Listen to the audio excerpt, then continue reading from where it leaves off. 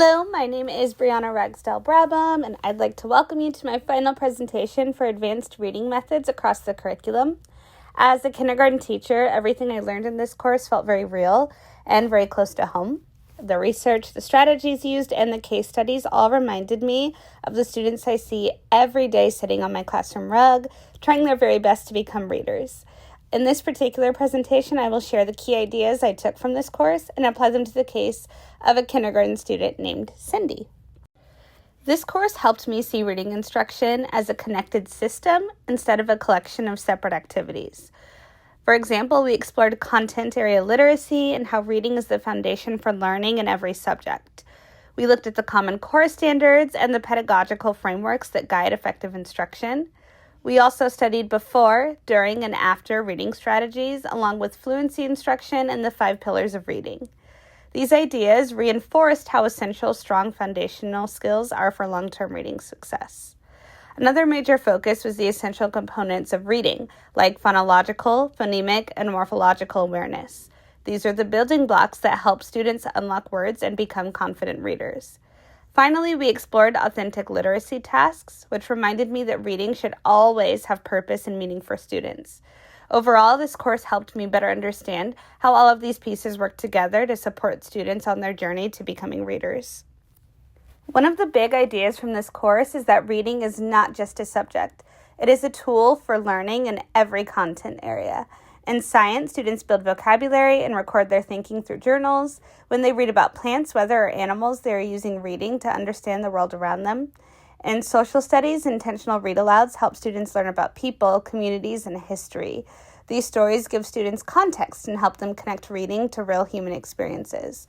In math, reading plays a role in problem solving. Students have to read and understand the language of math in order to make sense of world problems and directions. And with informational text, students are truly reading to learn. They're gathering facts, building knowledge, and expanding their understanding of different topics. In my own kindergarten classroom, this reminds me that reading should live in every part of the day, not just during the reading block. When students see reading as a tool for learning, it becomes more meaningful and purposeful. The Common Core state standards provide a clear progression of skills that students build over time as readers. What I appreciate about the standards is that they balance both decoding and comprehension. They recognize that students need strong foundational skills like phonics and fluency, while also learning how to think deeply about what they read. The standards also place a strong emphasis on using evidence and building vocabulary. Students are expected to not just read a text, but to understand it, talk about it, and support their thinking with details. In my classroom, this reminds me that reading instruction has to be intentional. We are not just teaching students to say words on a page, we are teaching them to understand, communicate, and think as readers. When looking at pedagogical knowledge and framework, I think it's most important to view it from the lens that effective reading instruction is not accidental. It is intentional, structured, and responsive to students' needs. Instruction should be explicit, meaning we clearly teach skills instead of hoping students figure them out on their own. Students deserve direct explanations and modeling so they know exactly what they are learning and why. It also needs to be systematic. Skills should be taught in a logical sequence, building from simple to more complex concepts so students have a strong foundation. Good instruction is also data-driven. We use assessments to see where students are, identify gaps, and adjust our teaching accordingly. And finally, instruction must be differentiated. Every student enters the classroom with different strengths and needs, and it is our job to meet them where they are and help them grow from that point. Another thing we learned is that effective instruction doesn't just happen once a book is open and you begin reading. It happens before, during, and after reading. Before reading, we activate background knowledge and preview vocabulary. This helps students connect new information to what they already know and prepares them for the text. During reading, students monitor their understanding and ask questions. This keeps them actively engaged with the text instead of just saying the words. After reading, students retell or summarize and discuss key ideas. This helps them process what they read and build deeper comprehension. In my classroom, these steps turn reading into an active, thoughtful process instead of a passive activity. Students are not just reading words, even in our decodables. They are thinking, connecting, and making meaning. When looking at reading fluency, it's important to remember that fluency is the bridge between decoding and comprehension. When students are still struggling to figure out every word, most of their mental energy is spent on the letters and sounds. There is very little left for understanding the meaning of the text. Fluency includes 3 key parts: accuracy, rate, and prosody. Students need to read words correctly, at an appropriate pace, and with expression. When those 3 pieces come together, reading starts to sound natural. More importantly, it starts to make sense to the reader. In my classroom, I see how powerful this shift is. When students move from slow, choppy reading to smooth, confident reading, their comprehension and confidence grow at the same time, as well as their interest in what they're reading, which is pretty cool to see. We also looked at the 5 pillars of reading, which are the foundation of effective reading instruction. These pillars include phonemic awareness, phonics, fluency, vocabulary, and comprehension. Each one plays a critical role in helping students become strong, confident readers. Phonemic awareness helps students hear and manipulate the sounds and words. Phonics teaches them how those sounds connect to letters. Fluency allows them to read smoothly and with expression. Vocabulary gives meaning to the words they read. And comprehension is the ultimate goal, understanding and thinking about the text. If one of these pillars is weak, reading becomes much harder for students. But when all 5 are intentionally taught and supported, students are much more likely to succeed.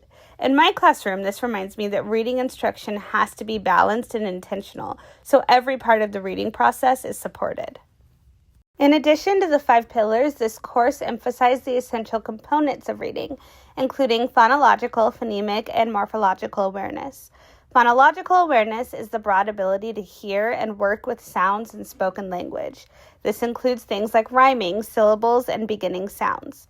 Phonemic awareness is more specific. It focuses on hearing and manipulating individual sounds or phonemes in words. This is a critical skill for early readers because it directly supports decoding and spelling. Morphological awareness involves understanding the parts of words, such as prefixes, suffixes, and root words. This becomes especially important as students encounter longer and more complex words. Together, these components help students unlock words more efficiently and build stronger reading skills over time. In kindergarten, these are the foundational skills that support everything else we do in reading. Authentic literacy tasks remind us that reading and writing should have real purpose. Students are more engaged when literacy is connected to meaningful, real-world activities instead of isolated worksheets. In science, this might look like keeping journals where students record observations and new vocabulary. In social studies, it could be projects where students read, discuss, and present information about communities or historical figures. In math, students use reading and writing to explain their thinking and solve problems. And maybe even in kindergarten, we use it for class news. Students help create announcements or share stories about what is happening in our classroom and present that to us daily. These kind of authentic tasks help students see that reading and writing are tools for communication and learning and aren't just assignments to finish. So now that we've learned about the major ideas from this course, let's talk about how we apply them with actual students in real classrooms. To make these ideas more concrete, I want to talk through a case study of a kindergarten student named Cindy. Cindy represents the kind of reader many of us have in our own classrooms, someone who has strengths, like reading heart words, but she also has some very clear gaps in her foundational skills.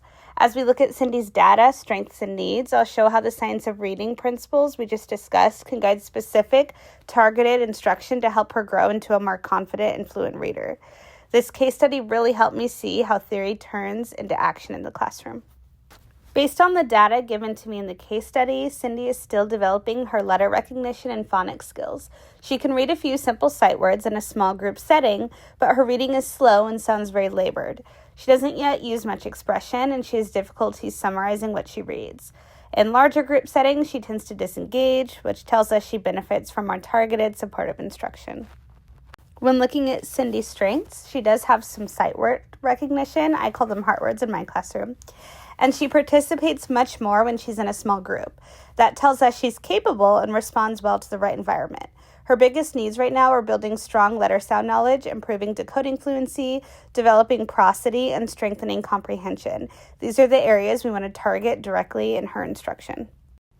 For Cindy, reading instruction needs to focus on building automatic word recognition, not just sounding out one word at a time. Right now, so much of her brain power is going toward decoding that there isn't much left over for understanding the story. She needs meaningful, connected text and regular opportunities to talk about what she reads, but that comprehension work can only happen if the decoding becomes more automatic. The goal is to support her decoding skills so they require less effort. As her word recognition becomes more automatic, it will free up cognitive space for Cindy to focus on meaning, retain key ideas, and truly understand what she reads. That's how we help her move from struggling through words to become a confident, thoughtful reader. Our instruction will follow a science of reading aligned approach. That means explicit, systematic phonics, daily decoding practice, and reading connected decodable texts. We'll also build in fluency routines and ongoing assessment so we can reteach skills as needed. This approach gives Cindy the structure and repetition she needs to build confidence.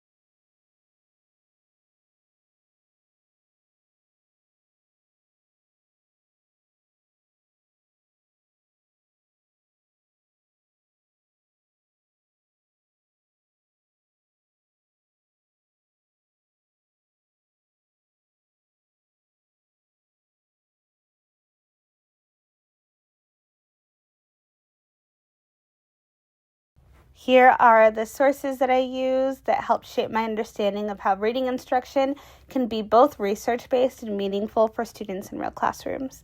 Thank you so much.